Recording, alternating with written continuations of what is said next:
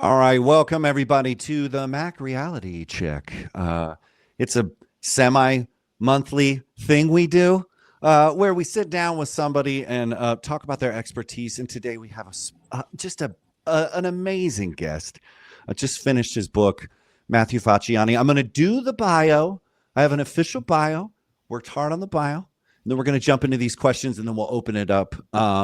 So let me tell you about Matthew. Matthew Facciani is an interdisciplinary social scientist and postdoctoral researcher at the University of Notre Dame, focused on media literacy, misinformation, social networks, political polarization, identities, and artificial intelligence.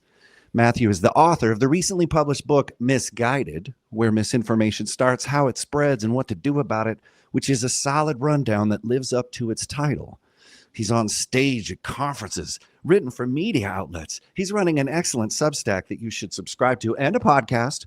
And he's here today to talk about all this and how it might relate to marketing accountability. Matthew, welcome to the Reality Check. Thank you so much, Jake. It's been great to be here. Yay! Before we hit record, this man has gotten so many LinkedIn DMs from me. I'm like, oh, I love your book. Oh, can you come on the show? And what about this? What about this? What about this? So I'm glad we have you isolated here. So I'm just going to jump into the. Thank you for spending your Friday with us. This book is amazing. As I said, I finished it. It couldn't have been timed better. We've been dealing with fake news for in earnest for over a decade. Just tell us a bit why you think this book is so important right now. Yeah, I mean, as you mentioned, it's really grown in popularity the last 10 years or so. So I've been studying this a little bit more than that. So I've kind of seen the explosion of interest in misinformation, fake news, false information, all those terms. And with the age of artificial intelligence, social media, there's more of a discussion and more of a concern of people being able to tell what's true and what's not true. So unfortunately, I don't think this issue is going away anytime soon. And I am glad that more people are talking about it. And I'm happy that I can contribute to that conversation. Yes. And so, there's a lot of insight, deep research in this book. It's half footnotes. It is. He brought receipts. A researcher. But so just in general, if somebody's in passing, what are the top takeaways? Because I know what I have, but just give us the isolated takeaways from the book that they need to understand from this research. Like if they took one thing away. Yeah, absolutely. So as you mentioned, the book is about half footnotes, so it's actually not as long as it looks. And I fell for that. So I did try to be very thorough and back up what I was saying. And I like that it's a book where it has all those academic components, but I hope that it's also accessible and not too dense and jargony. I tried to really make the case for what I was trying to argue for, in addition to having that scientific support. So that's kind of the main thing when you mentioned the length, because it's something that I remember thinking about whenever I was writing it. It's all good. So it's kind of like a nice. It could be used as almost like a textbook, a supplement to an academic course. And actually, there's a couple professors that have reached out to me and said that they have used it for their own courses. So that's really cool. But it's also definitely aimed at a general audience. It's not supposed to be this academic dense book. So as far as main takeaways, the approach that I took with this book was to address the social and psychological forces that explain why we are vulnerable to misinformation. Misinformation being broadly defined as false or misleading information. And I approached this from the angle of how do these forces guide us to process information differently or misguide us. And one of the main things I talk about in the book is the concept of identities. And identities in the social psychology literature refer to these sets of meanings that we have that correspond to our identities and that guide our behavior. So we all have thousands of identities, parent, sports fan, academic, marketer, whatever you do and how you see yourself can define yourself.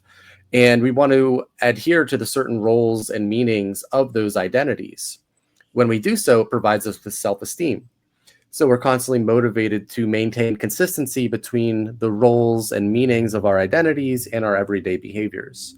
So in many ways, this is good. It can help us navigate social situations and connect with other people.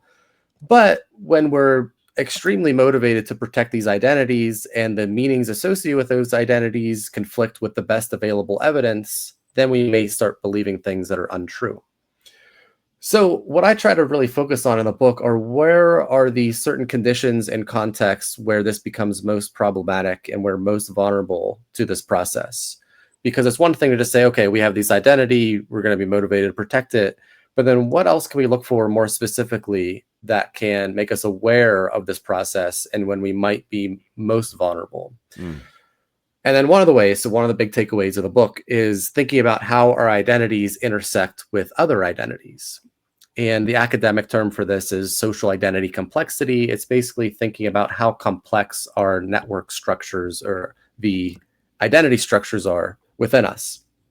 So you can think about if you have an important identity, let's say a political identity, that by itself may not bias you all that much. But if your political identity is overlapping with the meanings of your religious identity, maybe your friend identity, maybe where you work, and all of those meanings are completely overlapping with each other, we know that they actually can reinforce each other and become more important to you, which influences your behavior even more.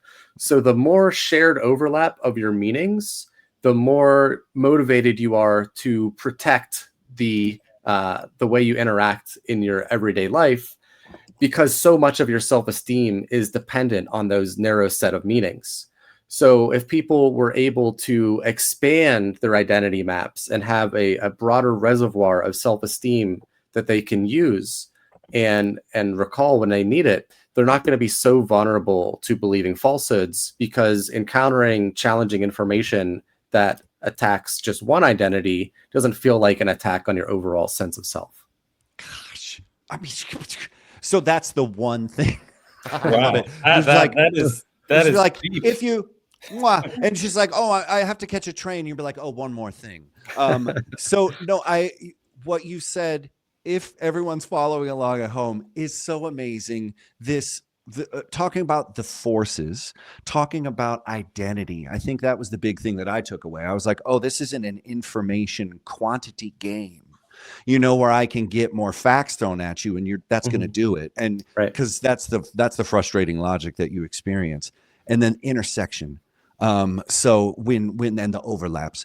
But I thought it was interesting because the way you described it, you started with the receiver, the person that's taking it in.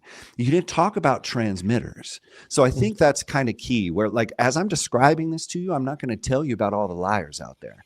That's not my job. There's so many of them. We would spend half our lifetime pointing a finger, but I think it's important that you put it on us to think about how we're thinking, how we're identifying with all of the different us's. And so one of the us's is the marketers. And one of the things that we like is incentives. And one of the things we like to do is just maybe spread not misinformation, but just lightly flavored information. So I'm thinking about incentives, that like this misinformation doesn't exist for itself. It's made for a purpose. So you talked about the identity, the main takeaways, the intersectionality of it all, but get into the incentives and the intent a bit. Like, do you think there are roots of misinformation that come from marketing, advertising, and sales? Sure. I mean, I think there's some overlap there as far as how you present information and how you're trying to catch people's attention. And for my world, I often think about the realm of science communication and this trade-off between accuracy and sensationalism, and how we want to catch people's attention, but we don't want to be too sensationalist to the point where we're not accurate. And I think that's always the balance of anyone who's communicating any type of information, is you want to get people's attention, you want to resonate with them, but you don't want to mislead them. And sometimes there's a fine line there. Sometimes there are some trade-offs of, being 100% accurate might mean this very dense, jargony filled textbook. But if you skip to some of the highlights, some of the essentials, you're not having all of that detail by definition. And is that less accurate necessarily? Like maybe it could be in a sense. So the way I think about it is you're constantly having this trade-off and trying to balance how you're presenting the information you're presenting, and if you're omitting too much to the point where it's misleading or misinformation. And I think that matters because if you do go too far along that path, you can lose trust in your audience. And if people think that they're being misled, then they might seek out someone else. Maybe you don't know that. We can drag them along for a pretty long while. But talk about the incentives around creating misinformation writ large. Like, sure, what are people making money off of this? How explain? Yes. Is there an economy here? Yeah. So as you mentioned, my book mostly focuses on the receiver and our interaction with information and how our biases influence how we process information. But there's tons of work on the producers of misinformation or disinformation, the purposeful intent to trying to mislead people. So that's disinformation. And yeah, there's a ton of money to be made. I mean, basically what you could do. So before I was talking more broadly about trying to communicate information in a way that builds trust and is not leading people astray. That's kind of the ideal. However, in our current market systems, in our current digital landscape, it's very profitable to lean into spreading myths and lies to your audience if they like hearing those myths and lies. So in many ways, you're providing entertainment in the forms of falsehoods. So you can present yourself as someone who's not lying, like you're not openly saying, hey, I'm lying about this. Right.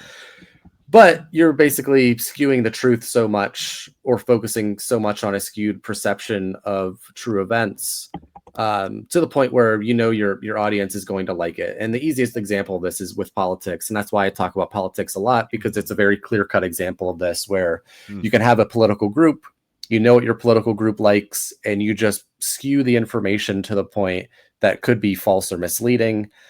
But because they have the meanings and values associated with that political identity, they're going to want to keep reading it because it makes them feel good, and you're selling that emotion to them. And that's a very profitable way to navigate our digital ecosystem. Yeah. And well, at the end, we'll talk about, some guidance that you might have for marketers that are thinking, should I go down this road or go down that road? But you made me think, is it possible that I could read your book and reverse engineer it and find a way to make and spread information and make sure no one can do anything about it? Like, is it possible? Is there a concern that exposing the machinery and the details of it and how to use it is putting maybe more, power tools in the hands of, what do you think about that? It's possible, but I'm not overly concerned about that because I think it's already happening so much and at so much scale that I don't think my book is going to reveal all that much. And a lot of it is, this stuff has been known for centuries, how to mislead people. Again, basically you tell them what they want to know and you keep repeating the lie. Like those two things can explain a lot of the supply side of misinformation, or what they want to feel. And I think that emotion, what you were talking about, and then the word infotainment came to mind. Right. And I have been told as a content marketer, my job is to have infotainment or edutainment. But I worked at a museum in nature and science, and I dressed up as a flying squirrel to teach Bernoulli's fluid principles. And so there is a possibility for you to bring education and entertainment together, but you have to be willing to dress up as a squirrel. Okay, here's my thought, Matthew. It's bad. You said the systems are obvious. The incentives are there. There's an awareness of how to manipulate people, but we're not aware of how we're manipulated. This book is helping us. Can you talk to me about what's this utopian vision? Maybe, and I put it in words because I know every utopian is just straight up dystopian too.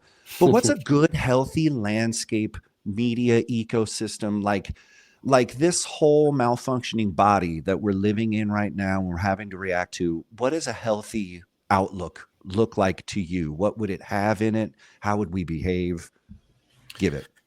Yeah, I mean, there's a few different components, and it depends on what level of analysis you want to focus on. So, on a micro level, I think ideally we'd have more education and more people thinking about these topics. You'd have more media literacy in classrooms, and that literacy of media and information would be paired with what I call psychological literacy. So, a lot of my book, hopefully, will allow people to understand more about themselves so they're better able to navigate their own biases and understand when they might be biased in processing information. So you can pair those media literacy skills in the book with also psychological literacy skills. So you're not just selectively applying media literacy when it's convenient or aligns with your identity structures.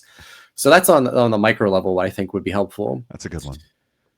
But then, of course, there's the structural and broader macro levels as well. So when I think about the way society is structured, and I talk about this a little bit in the book, and I talk about it outside of the book a lot, this concept of the lack of third spaces in American culture, where we go to work, we go home, but we don't really have a lot of opportunities for that third space to connect with other people, especially other people who might think differently than us. And Starbucks, I think this, right? We're talking about Starbucks. Yeah. So yeah, it used to be Starbucks. Though that was one of the selling points of it. But yeah, but not anymore. And there really is not many spaces like that where you can go into your community and talk with lots of different people who many may think differently than you. And again, when I was talking about that identity structure and that point of vulnerabilities, when a lot of our identities overline in meanings, and then this also connects to when a lot of our network connections also align with our identity meanings. So I think it's really important to broaden our identities, broaden our networks, basically providing diversity within ourselves and our network connections. And one way to do that is if our society was structured so we could actually talk with people who are different than us. And I think, again, that would require like funding these types of spaces to pop up and getting people able to actually attend them. Like, if people are working 2 jobs and they don't have a lot of time to spend, in a third space, that's another broader issue that contributes to this. So I think in the background, there's always those broader macro level processes, such as inequality. Like, as long as we have global inequality and people struggling to make ends meet, there's going to be a vulnerability for believing falsehoods because people are in this vulnerable state. Well, I mean, that's super interesting. I just want to.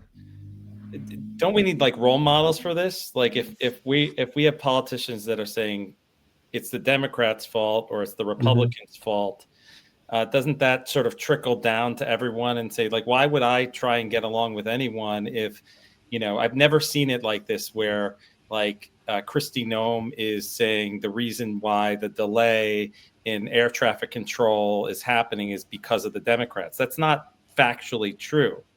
It's an interpretation. And so I'm just wondering what would be the halo effect that would get people to get out of their way and start talking to each other and embracing this cultural diversity that is necessary to shift this dynamic. Yeah, it would be nice if our leadership displayed better leadership qualities. And people do follow cues from political elites, as they're called in some of the political science literature. So like we do see this effect that whenever our political leaders behave a certain way, it can influence how people respond to it and how their own behavior unfolds. It is a little two-way though, like your political base can influence policy and how political leaders will act. It's just tricky again in the American political system. You can lean into your base of support and still win elections. And there's not always that incentive to promote civility or bipartisanship because you can just be a very successful politician by riling up your own side. And that's a broader macro level issue with the political ecosystem we have here in the United States. But at the same time, it's interesting, like politicians have used that recently to be successful. And I wonder if eventually the pendulum's going to shift, because there's so many people that are tired with the political polarization, and most people do not live on the extremes, either left or right.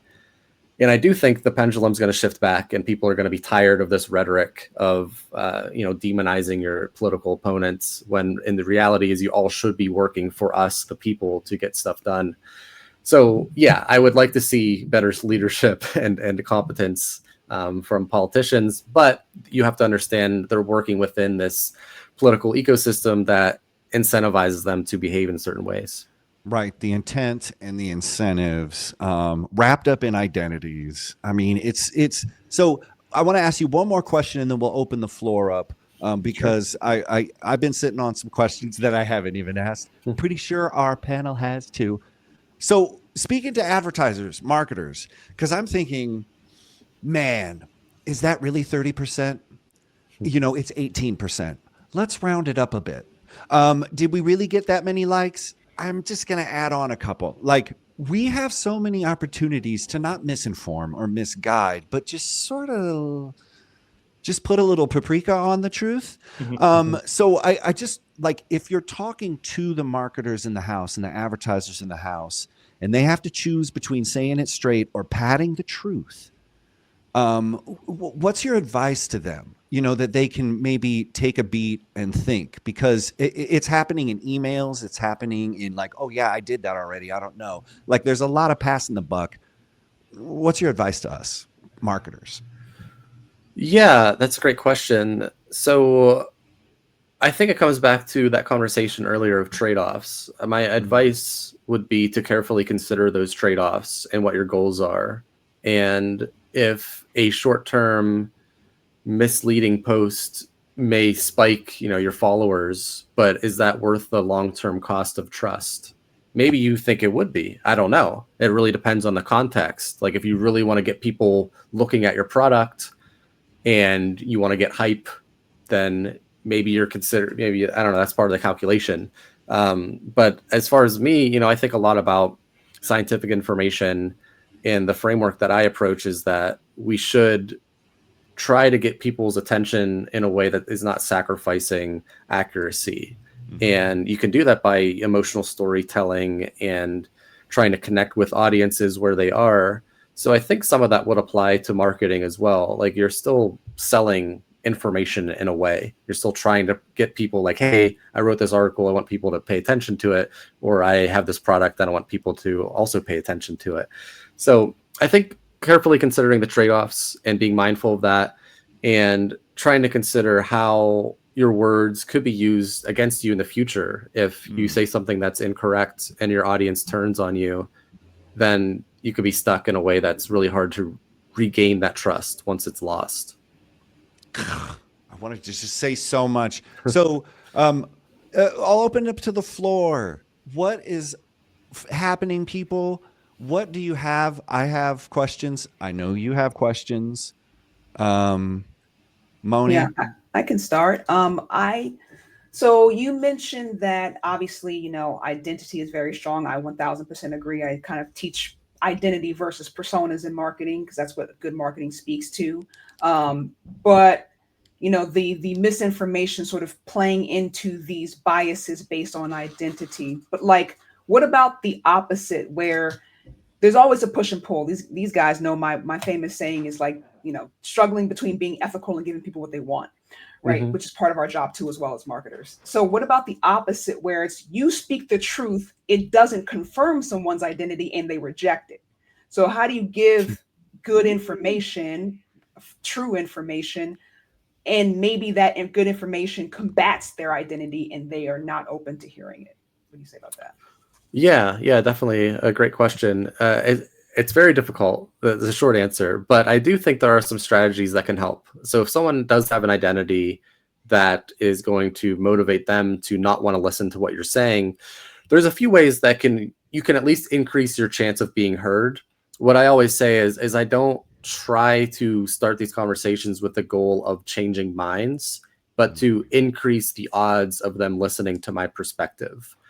So ways to do that could be connecting via a shared identity outside of that identity that you mentioned that might be challenging to the information.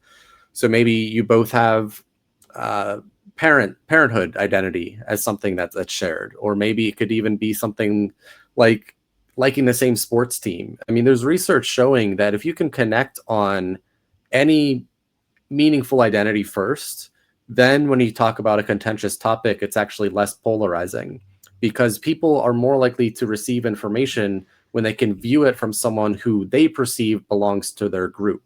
So the more you can convey that you are on the same side, at least on something, the more likely they can see you as part of their team, and they're more likely to hear what you're saying. So I think that's a big component, is like using these identity forces to promote productive conversations. And then more broadly, there's some strategies to the language that we use. So trying to reframe the conversation in a way that addresses their concerns. Maybe you're disagreeing on a specific topic, but you broadly agree on something else. Or maybe you could get them to agree on that topic if you frame it in a way of something they care about. So maybe they really care about the economics of it, and you really care about the justice side of it, or something like that. Then you can present it in a way that aligns with their incentives and what they're concerned about. And then finally, I think also just the specific words we use when we're having these conversations can be helpful. So instead of trying to paint things in a binary of right versus wrong, I often think it's useful to try and understand where people are coming from and ask them how they came to that conclusion, and have them work through step by step why they believe what they believe. And I think that facilitates conversations that will foster curiosity and shared understanding. And again, with the goal of at least them listening to what you're saying, and then they can ultimately decide on their own if they want to agree with you or not. This is a really beautiful thing, and I just have to jump in because I'm experiencing something that's called DBT with my family. It's a family therapy, and it basically means that two things can be true at the same time. And all the stuff you're talking about seems to be very much aligned with the way that we're learning how to position things in our family in order to get to better outcomes. It's not right or wrong. There's empathy and multiple truths. But I have to tell you, I'm in New York City, and we have this therapist, and I guess therapy is becoming more popular in our world, and it's definitely getting into some of our schools, but it's not everywhere. And I just think that the way you phrased it was very mature. But what about all those other people that are like, stop it with the therapy? You know what I mean? This my mom would say, that psychobabble. Thank God there's somebody like Matthew saying that they have, intersection, complexity, overlap. These people, these assholes out here, Matthew, they don't know that any of that is happening inside their brain. That's right. It's either right or wrong. And that's the way most of us grew up. And now there's a lot of different shades of gray, and a lot more room for interpretation. And I'm watching my children grow that way. Here, can I'm going to build on this. Multiple truths. So fuck truth. Sorry, Matt. Like, you know what I mean? Like honestly, I think that might be part of the reason why people check out and just say, I'm just shipping misinformation, disinformation. Who even cares information? Because there are multiple truths. Now, what do you, there can't be. What do you think about that? So if I'm understanding you guys correctly, it's the concept of cynicism is like, wait a minute. It's not necessarily cynicism. I mean, well, I'm certainly a cynical person. Even like someone presenting with that idea of like, there is no truth, like who knows? So that's one side of it. Kind of. I'm just kind of getting into the mind of somebody who doesn't appreciate all the layers that you were laying down. Yes. They're just like, man, there's multiple truths, aren't there? So screw it. Wait, just say something. No, I want to pretend that I know what Matthew's going to say. And it's then frame it in the language that speaks to your target audience, right? If psychobabble isn't the way to unlock somebody and get them to be vulnerable, then you speak to them in black and white terms, like mano y mano, if that's what it is. If it's like a manly thing, you can I see what you're give saying. them examples and create the room that they are comfortable in, right? And Yeah. I feel like Yeah. a dialectical behavioral therapy is great because it does set a framework. DBT set a framework for people to figure out why they have irrational viewpoints, and basically it's getting down to what I believe, Matthew, from listening to you talk on podcasts and in this conversation, and it's what I always get back to, this is like me on my soapbox, is removing ego, right? In Mhm. order to come to a middle ground and move forward. So if your identities that overlap are, you know, all in alignment, you're even more Mhm. susceptible to misinformation because your ego is in the front row, right? And so Right. removing that or trying to step back from it helps come to a common ground. So it's like the six thinking hats, Edward de Bono. It's like, you know, mindfulness and ego and meditation. All these things I feel like are connected in the points that you're making. Yeah, absolutely. Yeah. So Jessica is spot on.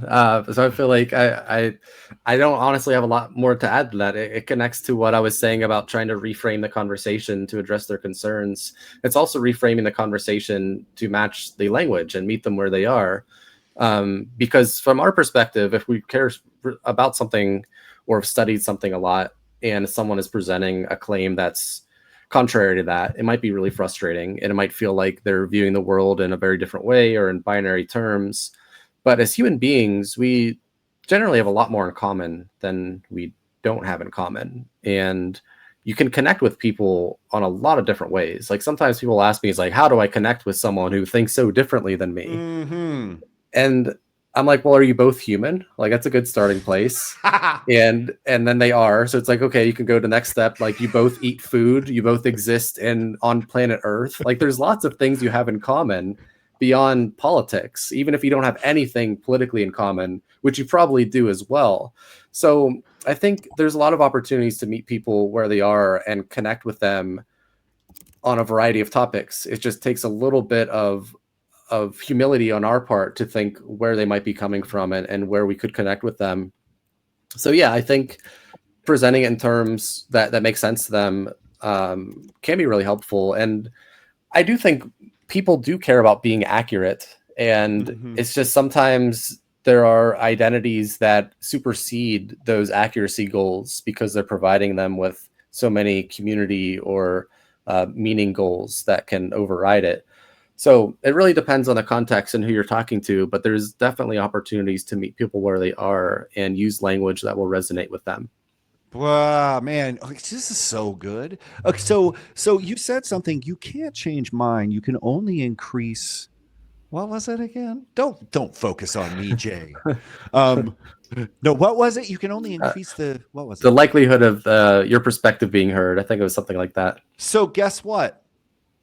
That is literally the definition of marketing that Dale Harrison just gave us. Like, Oh yeah.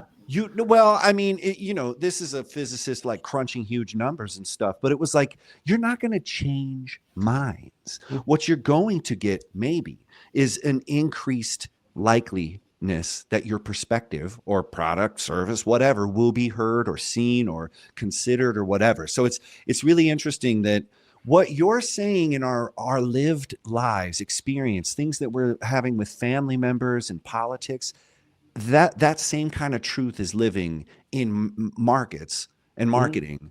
But the main thing I was thinking when you were describing this person who wasn't listening to me, I was thinking of the CEO. I was like, yeah, because again, it's so interesting that you just align with people. One thing that I've done as I was reading this man's book, I was on LinkedIn and just trolling around. But I found people that were saying whack stuff, and I got into the comments and appreciated them in some kind of weird way. I said something mentioning that they were like on top of it, or like, I can see that you understand this subject, or something like that. Something that I wouldn't usually do. You would just say, you wrong. Here's how I'm right. But I managed to get a couple different motions in, and I'm like friends with people who I don't agree with, but we are hanging out and sending DMs and stuff. And it's like, it's only because I checked in with one of their identities, but I didn't even know what I was doing. I was just trying to not make myself crazy and just show this person that I hear what you're saying.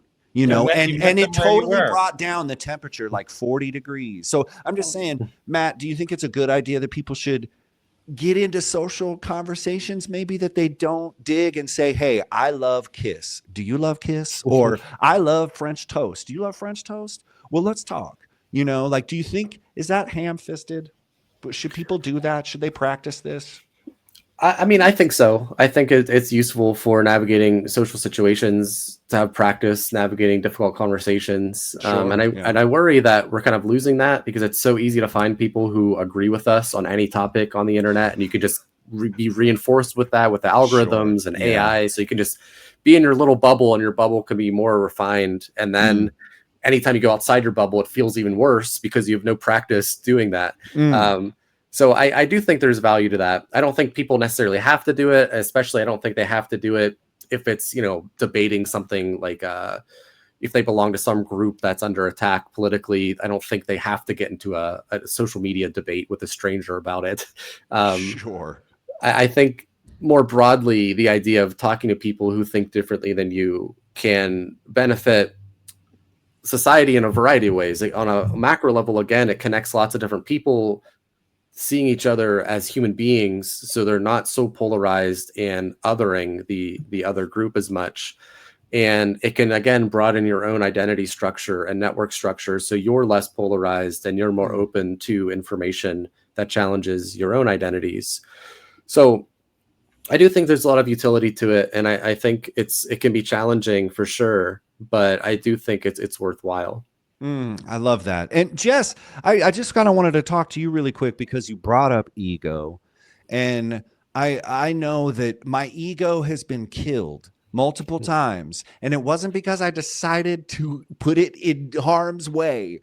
Like usually I'm like on stage or something and like you just get destroyed and you're like, oh God. Or relationship problems that'll feed your ego to yourself. So ego death usually we don't go looking for it. We're not Charles Bronson. You know what I mean? We don't have an ego death wish. How are you going to get people to get their ego in the room with them and dismiss it? Jess, I mean, I just want you to maybe, like you were talking about hats and I didn't know what you were saying. And it sounds like, but ego death, talk to me. Like how am I going to get rid of ego if that's the main thing? Sure. I think that exposure, increased entropy, friction, that's where growth happens, right? And so I think, like Matt said, we have to go out of our way to find it right now. If we want to get pissed off, if we want to be a hater, we can easily go online and look at the trolls and say that they're, you know, a black box. They're just a troll. But if you look at their profile, if it's not a ghost profile, you might start to unpack why they're that way, right? I learned a lot being in line at trade shows, like waiting for the bathroom or for food, and just, you know, just poking on somebody and asking them questions, and that, you know, letting them lead, right? Because of course everybody wants to hear you talk, right?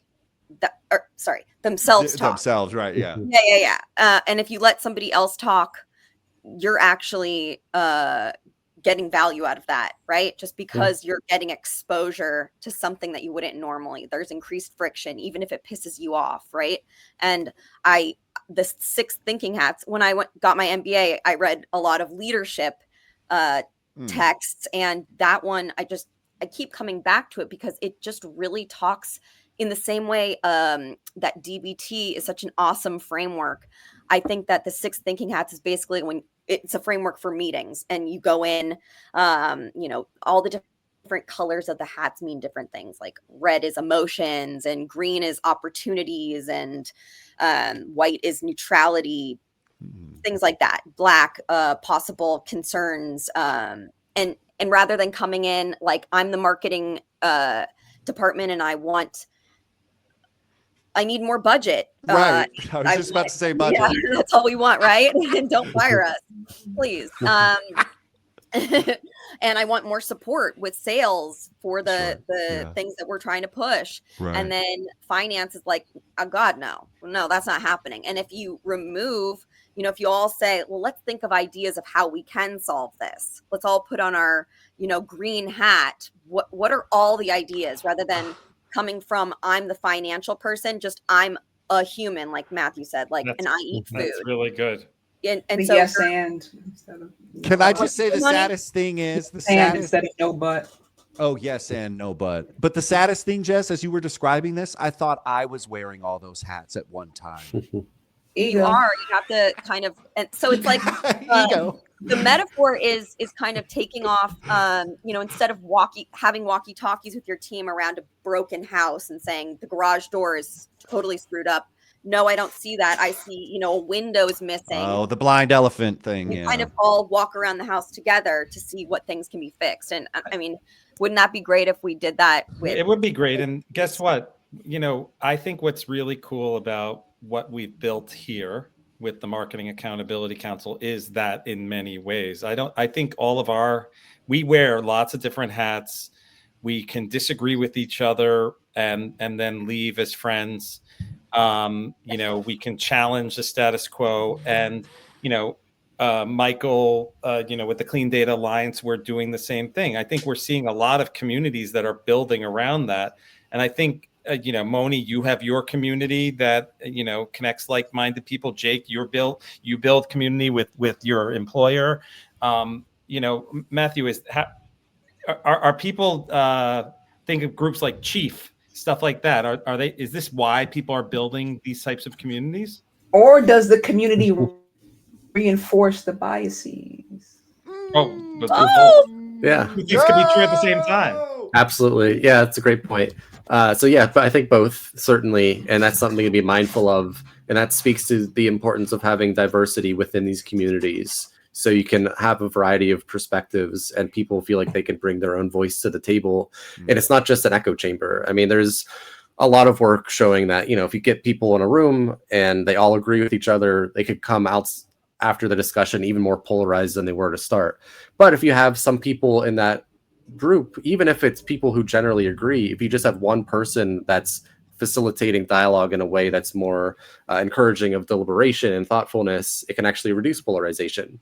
So I do think it's important to be mindful of the groups we belong to and think about how, if they are reinforcing our own biases, or if they're allowing us to challenge ourselves. Because that's one of the best ways to reduce our own biases and know about our own biases is to speak with other people. So having a conversation with someone else, and they'll point out the flaws in your logic. But if you're only talking to people who agree with you, and especially if you're only talking to people about certain topics that they agree with you, you're not probably going to have a lot of growth in that space. So again, so much of this comes down to diversity of thought, diversity of identities, diversity of network structures. And I think will protect against some of the vulnerabilities. But guess what? We have all these trade organizations that are funded by people that are not incentivizing anyone to disagree with anything, and they're incentivized to keep the status quo. Sure. So how do we, literally, the more mature an organization gets, the more support it has from across the industry, the less likely it's going to encourage that thoughtful dialogue. In marketing, we have a trade organization that literally is openly going against a lot of the principles that would make marketing better, because some of their members are companies that profit from deceit.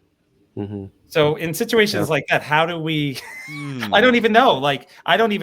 Maybe, do you just keep on pretending to have these conversations? Or do we maybe we start other organizations on the fringes to change that attitude? Yeah, I think you could. It really depends on the organization and the institution. I think a lot about institutions, specifically universities and medical scientific institutions. And I think broadly, we do see this proclivity to move towards conservatism on the institutional level. Like, and this is something that other people have studied more than me, but it seems like as these organizations get really big, they want to maintain that status quo because things are working well. They have a lot of resources and they want to maintain what they have. So at least in the institutions I'm referring to, we see this kind of more conservative approach where you don't update as quickly. So again, I'm focusing on like universities, scientific institutions where they haven't incentivized science communication, science outreach as much. They have this very traditional top-down messaging strategy, and they've been doing that for a long time, and they really haven't funded or took a risk to go in different directions. And now we're seeing that that's backfired, and people have lost trust in these institutions, largely because of some of the, I mean, there's a lot of factors that have gone into this. One of the big ones is their failure of communication. So by not investing in things proactively that could help them, they now have to do this catching up retroactively. And we're finally seeing some institutions adapt and adjust to this. So I guess, ideally, you would want to fund proactive and this proactive diversity of thought ahead of time. It's always tricky though, because, if you're looking at these short-term balance sheets, you might say, oh, we don't need to spend as much time thinking about this thing that might happen in the future. And then when that thing happens, then you have to catch up. And I worry that that's kind of like a human flaw in our logic, that we're so focused on the short term that sometimes we miss the long term. And again, that speaks to the importance of having lots of different people at the table and having their voices heard, so you can have at least one person saying, hey, you need to worry about this and should focus on this before it becomes a bigger issue than it already is. Right. Matthew, in your research, where have you seen, where was the inflection point? Because propaganda has been around forever, right? Like, people have always been sort of siloed in their communities, and with like-minded people, you could probably argue have more access to diversity of thought than ever before. So like these elements that have caused sort of misinformation has always been there. What has made it so exacerbated over the last 20, 30 years? Is it just sheer internet? There's the institution of the media being kind of, broken down. There's more access to information. Like, what has caused this kind of explosion of sort of misinformation? I think it's all of those and more. We see the internet allows us to find information that confirms our biases and align with people who already agree with us in a very easy way. And that facilitates that identity bias process that I outlined earlier. And then over the past 20, 30 years, we've seen the media structure change a lot, where there's been more niche media systems that lean into their audiences and don't try to present this broad view of news coverage, for example. So you might have these media companies pop up that just lean into presenting the news in one political slant or another. And then politicians have mapped onto that as well. The political rhetoric in the past 20, 30 years is a lot more polarizing than before. And this was the same thing with news coverage. News coverage is using much more sensationalized words. So you see all of these happening at once. And you also see people becoming more socially isolated, even though we have an opportunity to connect with more people online than ever before. So I think all of these are converging in a way where you see more and more people who are unhappy and lonely and polarized. And that's a recipe for believing falsehoods. So you have to slowly deconstruct each of those factors and try to peel back their influence if we want to really address this at a macro structural level. So that's a big challenge. And, a lot of my work tries to focus on education and teaching media and digital literacy skills. But I think it's also really important to address the community level. So getting hospital systems and universities connecting with their local communities to rebuild that trust and foster these partnerships, so people are able to connect with people who think differently than they are and not be left behind like they have been before. So I think it's all of those and more, to answer your question. That was a deep one. We should have started with that one, Moni. That was good. Well, before we peace out, I just want to make sure everybody gets a chance. Michael, speaking about universities, speaking about, these kind of institutions, what's your thought here? And, what kind of questions might you have? Well, I think about why we're here. It's called the Marketing Accountability Council, right? Right. So we're supposed to be talking about marketing. True. So I think of the whole identity issue, and I think about how my least favorite term in marketing that every day I'm becoming more disdainful of it is a word that is used by everybody in marketing and advertising. It's like one of the first words that comes out of their mouth when they're going to think about who their audience is. What's the word that comes to mind? Target. Yes.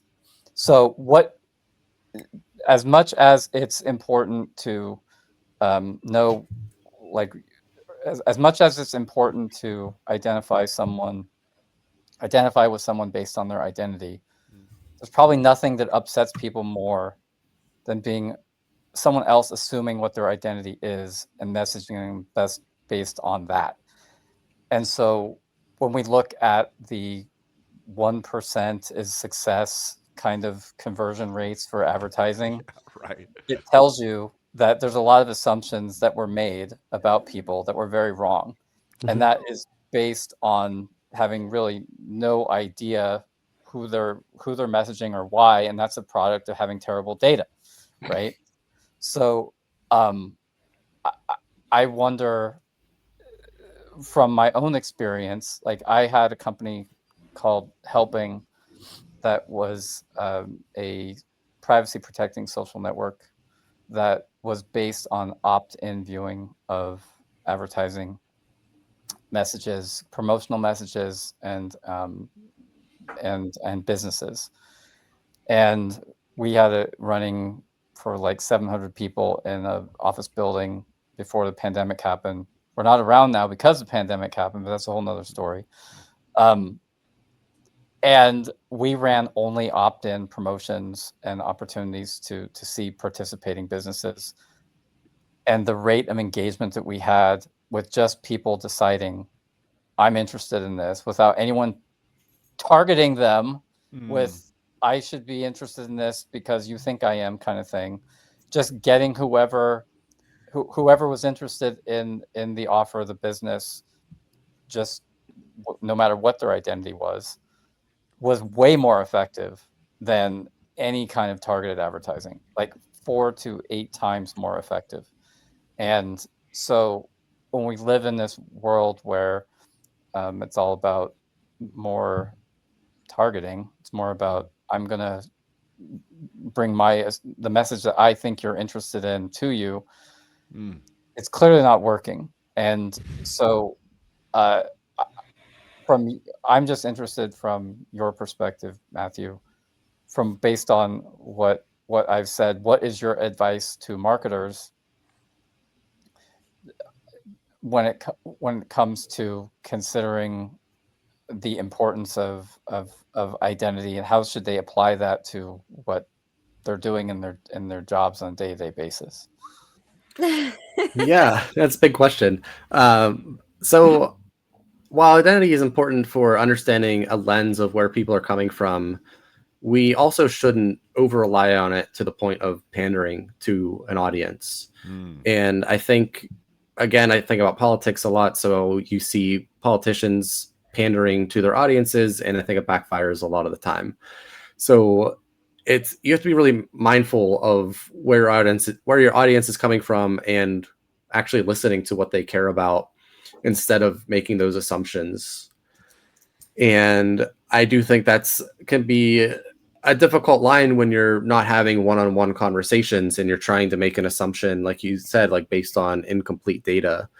So ideally you'd get better data and try to understand where people are coming from and trying to solve a problem that they're interested in and they care about. You get better data? What? How would you do that, Michael? Just kidding. We're building a company based on. They're trying to sell you something, Matthew. Don't let them do it. Marketers never stop, bro. Sorry. That's good. That's interesting. I mean, I'm interested in better data. I mean, maybe you could sell me on it. Yeah, Maybe exactly. another time. Well, Yeah. so but one question before I go, and then you have to tell everybody where they can connect with you, Matthew. AI. We haven't said the A word. I'm thinking, as you just said, diversity of like, well, I'm using Claude, I'm using Gemini, like I have a diversity of models, brah. I think I'm pretty good. So talk about this research as it's hitting the AI moment we're seeing right now. Just if somebody's thinking I have diversity of thought, it's ChatGPT. Yeah, I mean, I think that would be an issue. How For cool is it sure. that we got through like an hour conversation without mentioning AI? I know. Yeah, same. Oh, that's good. Shocked. He's That's fine. Matthew's like, I'm good. yeah. I mean, yeah, I mean, it pops up a lot, and I think it's an important discussion. Mm. I think AI again is reinforcing a lot of these pressure points that I mentioned previously. So the hyper personalization of it. So instead of finding people online that agree with you, you can just generate it out of thin air with these chatbots and create something that agrees with you. And I think it just reduces even more friction of alignment between your actions and everyday behavior and the meanings and values associated with your identity. So it's an amplifier of stuff that we've already discussed. That's how I view it. But it's still worth mentioning to understand it. And, you know, we could talk a lot about AI in specific cases of how it influences the information system. There's a lot of things that I think about as far as chatbots, you know, hallucinating, but also just the amount of fake images and videos that are being spread online and how people are more likely to interact with them and if it aligns with their identity. It's just amplifying a lot of the issues that we see. There's a lot more noise, a lot more pollution in our information ecosystem. And I think it presents an even greater emphasis on trust and trying to understand why people would trust the information that they see as opposed to just blindly agreeing with a chatbot. So really trying to, I think as we rely more on AI in many cases, I think more people are valuing that human connection and trying to understand where that information came from. Can Yeah, I ask a question about Sora? sure. So it has the watermark on it, right? Mhm. So you can tell that it was a Sora video, but the realness of those videos is shocking. Like it's a shock to the system. Like, so it probably isn't going to be very long, or maybe some people don't even notice it or acknowledge it, that the watermark is there, obviously, because OpenAI was like, oh, we got to make sure that we're labeling this as fake or whatever, Mhm. but or contrived. But what is going to happen, or what is the mechanism, or what's the implication of people no longer like seeing the watermark, but like basically they're believing that it's real based on what they're seeing and not making the connection that actually this was Or phony. what they're feeling more like, Mike. I mean, that's what I'm saying. Like, if the feeling that I got from watching Sora has stayed with me. The fact that I think an orangutan has got sucked off into a tornado, I don't think that's his fact, but I cannot stop feeling it. Right. So Yeah, I mean, I think we're already seeing that already, even though it just was introduced. I think people have this motivation to want to believe things that make them feel a certain way, and they might not care, and they might share it and amplify it. And there's a lot of people that don't even know what Sora is and don't even know what that watermark means, which I think is interesting that there's this watermark. But I would like to see a study. Maybe someone has already done this study, but I would imagine it doesn't make a whole big of a difference. Like, No, that's my point. Of it's how fast it spreads. Well, Right. I mean, Yeah. Sora has created its own social network that is basically TikTok just with Sora videos. But the other thing that's happening is people are then posting it downloading otherwise. Yeah. the Sora videos and posting them on TikTok and posting them on YouTube and stuff like that. Like, you know, Yeah. and they're really offensive. Like Bob Barker is giving out prizes for the Price is Right to people that obviously can't use the prize that he's giving them. Right. And like I feel bad laughing at this because Oh, it's yeah. gross. It's like really sick stuff, but it's so outrageous, and that's what's happening. People need that outrage in order to even brain. So just say brain rot. It's brain rot. Yeah. Matthew, talk about brain rot because it's coming for us. Yeah, I mean, I think it's already here, unfortunately. Wasn't that what the dictionary word of the year or something? It was. I think last year. Yeah, last year. So it was already a year ago. We've I'm already late. been brain This rotting year, for a it's- year. That's This when year you know it's you're talking to 6-7. a marketer because I'm late to the party. So no, brain rot's here. So just like media literacy, I think that we're over time. The main point is if you want to fix this, maybe don't think about how people can stop lying to you, but how I can be more trustworthy, how I can behave in a trustworthy manner. And one of the most trusting things you could do is go pick up this book and go follow Matthew on Substack and go give him all the love on LinkedIn, because postdoctoral researcher, y'all, he needs support and we're here to help him. And just say, we're going to lift him up because more people need to know how we can get out of this misinformation period. Yes. So, and one more plug for Matthew in this book is that one of the hidden things that it doesn't call out, but it does very well, teach you how to communicate better. And as marketers, we're communicators. So that is why I am a huge proponent of this book and give you some good communication skills. I want to plug the podcast. Yeah. Think like a fact checker. Everybody required listening. Thank you. Yeah, that was a great episode. Yeah, Joel Breakstone. Horizontal research.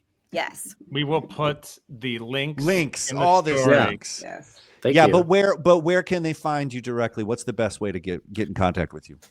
Yeah, so as you all mentioned, I'm active with my newsletter and my podcast, both called Misguided, also leaning into the brand of my book, Misguided. So if you Google that, it will pop up. If you Google my name, Matthew Facciani, you'll see my website that has all my latest work, all the things I've been doing. I'm most active on Threads and Blue Sky and Instagram, and I am on LinkedIn sometimes too. So those are the main ones that I use as far as social media. But I'm out there trying to talk about these topics and engage with as many people as I can. The best. Man, thank you so much. Yeah. Thank you. Wow. Thank you. Thank you all so much. It was great speaking with all of you today. And thank you all so much for your thoughtful questions and perspectives. There's Thank so you, much Matthew. more. I'm gonna keep bothering you. Michael That's is okay. now gonna bother you. Jess is now subscribed. We're just gonna keep bothering you, man. Totally fine. All right. Well then, that's it, right? That's it. Thank you. Happy